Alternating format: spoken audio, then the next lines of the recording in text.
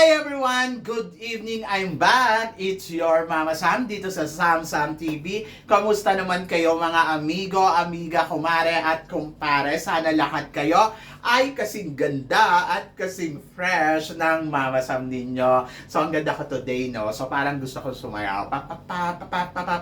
Boom! So yon. So lahat ba kayo ay nakapag-dinner na ng bonggang-bongga? Kami hindi pa. So hinihintay kong mag 7 p.m. Charot. So kasi yun yung dinner time namin. Tapos, ayun. So, syempre, ang food namin today ay yung paborito namin na pagkain dito. Yung namtok, kung tawagin. Yung namtok na yon ayun yung tinatawag na, na masarap siya eh. Yung parang pork siya na inihaw. Tapos, syempre, kinilaw doon sa maanghang na may sibuyas. So, ganon. Na nilagyan ng maraming sili powder. And then, ayun, ganon. Pag kinain mo siya, yummy. Oo, ganon. O, diba ang bongga ng ulam namin. And then, of course, may dessert ako. Banana. Charot. So, yun. Alam nyo naman ako, guys. Gusto ko ng banana. Day by day, kumakain ako ng banana. Kasi, ayun lang yung prutas na nakikita ko. Actually, gusto ko sana apple din eh. And meron ako dito sa refrigerator namin ng mango.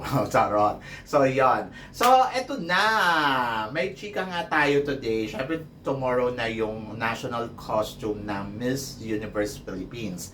So, siyempre, ano daw ba ang ina-expect natin? Ang ina-expect ko, syempre, maganda yung stage nila, bongga, di ba? Kasi yun naman yung importante, lalo na sa mga ganitong national costume. And then, of course, sana mapakita nila yung details ng galawan ng mga kandidata.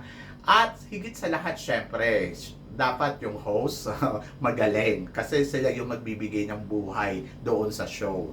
So, ang host dito ay si Arbony. So, dito masusubukan natin yung galing ni Arbony pagdating sa pagiging hosting. Pero parang feeling ko hindi naman yung problema kay Arbony kasi magaling siya kumuda, di ba? So, sa Arbony pa, parang magaling siya sa mga eksenang ganito at kaya nga niya pinapasok ang hosting. And for sure, bukas, masasayahan tayo sa pag-host niya. And then, of course, kapartner niya dito, ang cute na sobrang lakas ng sex appeal na si Marco Gumabaw, ang kapatid ni Michelle Gumabaw. Grabe, nagagwapuhan talaga ako dito kay Marco Gumabaw. Yung alam mo yun, yung parang ultimate dream mo na parang isang gabi lang, charot, sa mga ganon. Yung ganon, ang sarap. Charot. Pinapanood ko siya sa Netflix. Parang, wow, ang charming ng beauty talaga yung Marco Gumabaw. Aminin ninyo yan, di ba? At so, yun. So, syempre, nag-expect tayo sa mga kandidata na maipapackage nila kung anong lugar na kung saan sila nanggaling para dito sa labanan ng national costume. So, syempre, yung mga lalawigan na daladala nila or lunsod na daladala nila. Tama ba? Probinsya. Ayun. Probinsya na daladala nila na talaga namang umaasa ako na kung ano yung merong probinsya ang isang kandidata, ayon yung maipapakita niya sa kanyang national costume parade.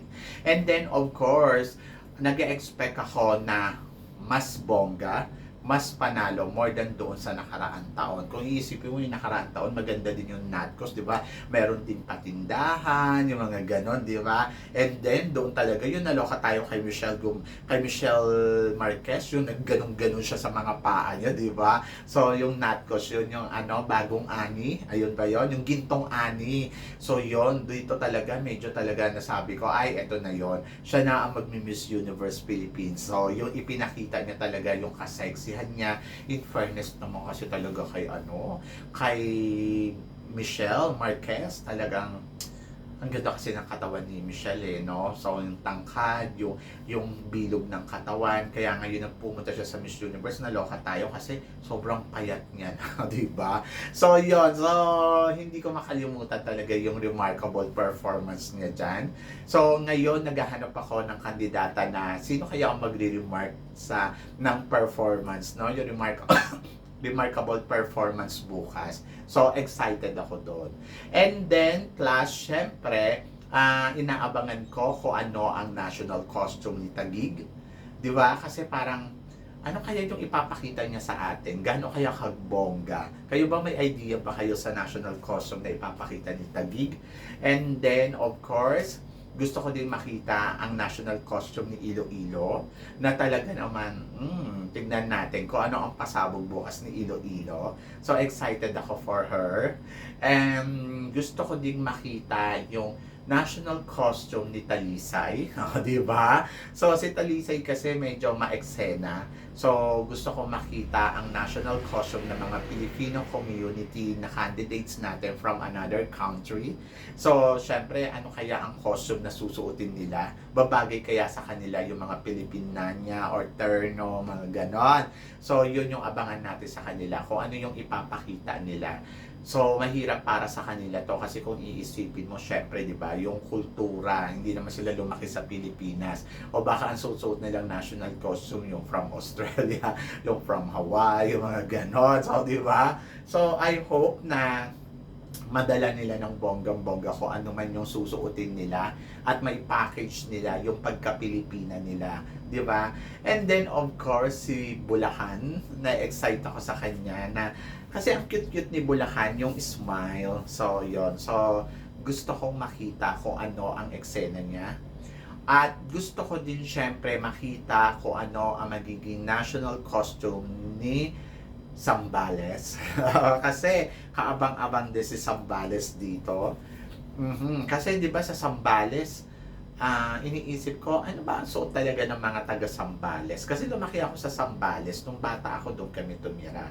So hindi ko ma-remember, pwedeng magsasaka, pwedeng mangingisda, ganon. So tingnan natin kung ano yung idea ng team nila. And then, of course, kaabang-abang din syempre ang susuotin ni Cebu. Di ba? Si Cebu kasi, alam nyo naman na magdaming magagaling na, ano talaga, magaling yung idea ng mga taga Cebuana eh. So, ayun, tingnan natin kung ano yung i-showcase nila sa atin. And gusto ko din syempre abangan kung ano ang ipapakita ni Atisa Manalo. Syempre hindi mawawala si Atisa Manalo dahil siya yung isa sa mga talagang front runner na kaabang-abang. At alam naman natin na si Atisa Manalo ay hindi talaga dito talaga. So malalaman natin bukas kung si Atisa ba ay kakabog yung sa kanyang natkos. Kapag kabog yung natkos ni Atisa, ibig sabihin kabog ang magiging evening gown niya, o di ba? So yun yung exciting doon. And of course, ano kaya magiging ayos, paano niya kaya dadalhin to, at ano ang istorya ng kanyang natkos. So yun. And si Baguio, of course. So, syempre si Baguio, alam naman natin na palabad din sa competition at hindi rin niya nagpapakabog. And mag-shine na kaya dito ulit si Pampanga. O, di ba? So, yon. So, sila yung mga inaabangan ko. Isama mo pa si Kainta. Medyo si Kainta nung nasa Binibining Pilipinas yan. Oy, in fairness, si Kainta, si Pampanga, yung lumaban sila sa Binibining Pilipinas, sobrang ang gaganda ng mga natkos nila. Yung talagang sasabihin mo na wow, amazing, di ba? Naalala ko noon si Pampanga, yung naghiwalay pa yung katawan niya, yung para siyang manananggal. So, I hope dito talaga maka-eksena ng gusto si Pampanga. And then, feeling ko si Cyril Payumo, eksena talaga siya. Kasi, yun dati, yung lumaban siya sa Binibini Pilipinas, di siya sa mga pinalakpakan ng bonggong-bongga. Tapos, tignan natin kung si Stacy, kung higante nga ba ang gagamitin niyang natkos. Kasi, di ba, nung sila sa Rizal, sila Herlin Budol, yung lumaban sila, ang ginamit niya yung higante. Tapos, so ngayon, tignan natin kung ito nga ba si Kainta ay magiging higante din dito bukas. So, di ba? So, yun, kasi yun yung mga ginagamit nilang natkos. Tignan natin kung may kabayo, di ba? Kasi minsan sa mga natkos, may mga pakabayo sila. So, yun. So, tignan natin kung sino ang mga amazing na talagang makikipaglaro ng bonggang-bongga sa natkos bukas. So, syempre, interesting kung iisipin mo, but malalaman natin yan lahat bukas. And of course, tignan natin kung sino ang magta-top 5. Kung ang Atisa Manalo ba ninyo ay papalo ba sa top 5 bukas sa Best National Costume. So, yon ang aabangan natin lahat. So, good luck sa mga girls na nagko-compete. Pero syempre mag-expect ka na magaganda ang national costume nila Albay, nila Bacolod, nila tawag dito, yung mga Batangas, Naip, Naik. Sana makaarangkada at makaariba sila ng bonggang-bongga, no? Si Naik, magaling din to noon nung lumaban to sa Miss World Philippines, eh. So, tingnan natin ngayon kung ano yung ipapakita niya. So, exciting ang national costume bukas. Are you ready, guys? Kasi ako, yes, sobrang ready na ako. Charot. So, yun. So, syempre, kung ano yung ipapakita nila, tangkilikin natin at supportahan natin ang ating mga kandidata dito sa Miss Universe Philippines for 2024. And of course, abangan natin kung ano pa yung mga eksena ng mga girls na to. So, I'm so excited. Sana kayo din. Charot. So, yon. So, syempre, ayan ang tabayanan natin bukas. So, guys, ano guys ang masasabi ninyo? Kayo, ano ang inaabangan ninyong Natcos at kaninong Natcos ang gusto ninyong makita bukas? So please comment below para at least malaman ko naman kung ano ang mga idea at ano yung mga inaabangan mo bukas sa National Costume Parade nila. So yun guys. Guys, maraming salamat. Syempre sa inyong lahat. Syempre sa mga hindi pa nakaka-subscribe dito, please don't forget to click like and subscribe my channel. At i-click nyo na rin po ang notification bell para lagi kayong updated. Syempre sa aking mga chika. Sabi nga ganon, always keep smiling and always think positive lang. So guys, hanggang dito na lang. Hanggang sa muli nating chikahan. See you tomorrow. Thank you guys.